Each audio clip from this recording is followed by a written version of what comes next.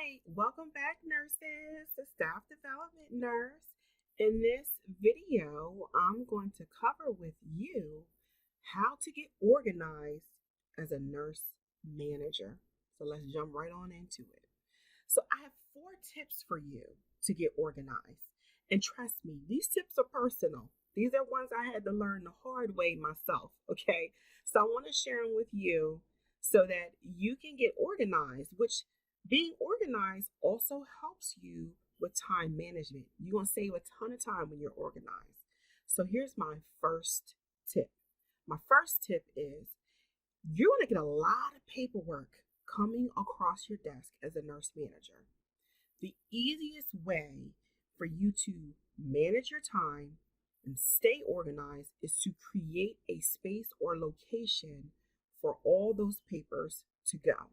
So whether it's a file folder system where you pull out your drawer and you got everything nice and organized, if you're a binder person, I love binders, that's me. If you're a binder person where you like to have everything categorized and organized, doesn't matter what it is or what your particular organization method is. The point is you need to have a designated location for all those documents to go.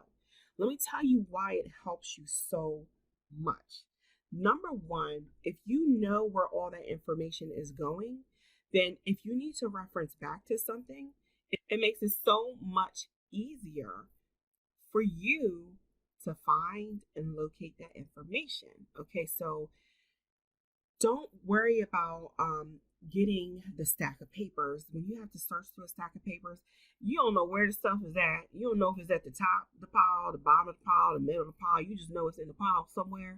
You're taking up valuable time, like constantly searching through the stack of papers. Have a location for everything to go because those papers are going to pile up real quick if you don't have a location for them. And you may try to get clever, because this is what I used to do.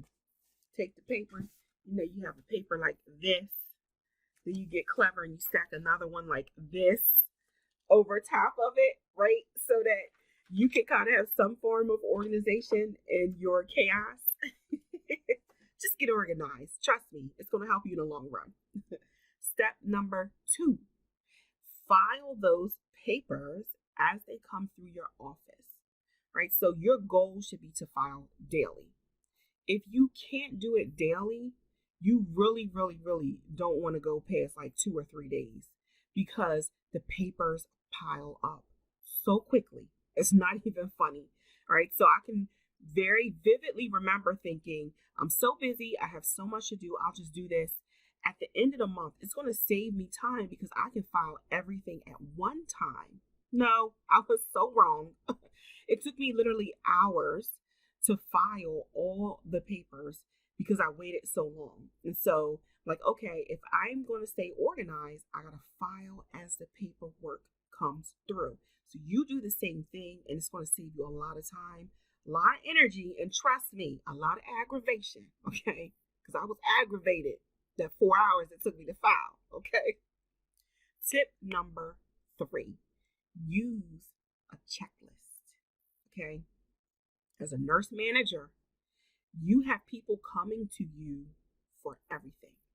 Maintenance comes to you, therapy comes to you, administrative staff comes to you, your CNAs come to you, family members come to you, residents come to you, housekeepers come. Everybody comes to you at some point in time about something related to a resident, right? Or maybe even a staff member that you may be responsible for. And sometimes, right, you may have the best intentions at heart to follow up on a task, follow through with something, but there's one missing component.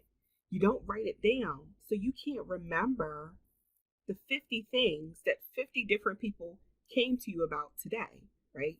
If you can remember those things, you are awesome, all right? You got some extra skills going on that this sister don't have, and it's probably a bunch of people don't have them, okay? Write it down. Create a checklist, something that you can easily reference back to and see what you clearly have done and what you have not done. It makes your life so much easier. Then you don't go through, what was I supposed to do? It was something I was supposed to do. Somebody came to me and asked for something and I can't remember. Stop it. Stop. Just write it down. What I love about writing it down too is it allows you to prioritize your tasks because you can see everything in one spot. All right. So write it down. Create your checklist. And my last tip for you, number 4, which I think is huge, is plan for tomorrow before you leave today. That was powerful. Plan for tomorrow before you leave today. All right, so let me tell you what I mean by that. You take your notes or your checklist, however you're doing it, and you're tracking what you've done and what you haven't done. You still will see, okay, let me look at my calendar and see what's on the agenda for tomorrow. Let me look and see what tasks are still pending that I need to do tomorrow. Carry that information over in your notebook or your checklist and put as much information as you can, your dates, your times, things you need to follow up with. And you're already starting to formulate a plan for tomorrow before you leave today. That's going to give you closure at the end of the day so that you can avoid taking work home, right? This is one of those things that you actually can control, right? Some things you can't control. You're going to get a phone call. There may be something you have to follow up with, but this is one of those things that you can control. How many times have you, and I've done this, left work and you're constantly thinking when you get home, did I do this? Did I finish that? I can't remember if I did or if I didn't. You know what? I didn't get this done today. I got to remember when I go to work tomorrow to follow up on this specific task. You're constantly running through your workday in your mind when you should be at home, relaxing, separating yourself from work so that you can have a good work-life balance, right? A lot of nurse managers burn out really quickly because it's very hard to get that separation, right? It's hard to separate work from home. It's challenging. This is one of the small things you can do that can help you achieve that, right? So plan your day out. Then you're not up all night long thinking about what you have to do, constantly waking up in the middle of the night, right?